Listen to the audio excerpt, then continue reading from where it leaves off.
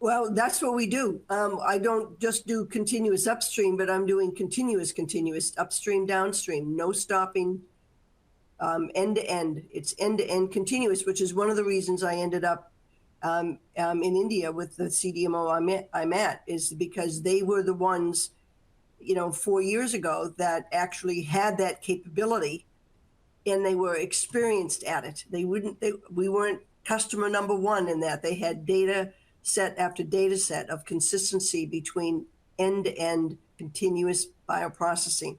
And that's why we're there, hugely successful. And we've got very complex molecules that we're making, bispecific cytokines.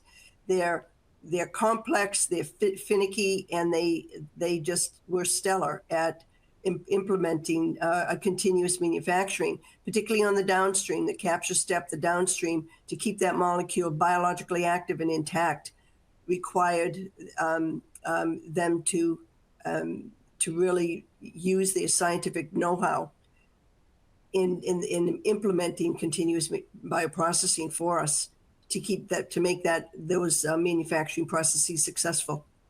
Very good. Yes, and that's and then I'll put a plug in for an editorial that's coming out with Susan and that CDMO who is so proficient at continuous manufacturing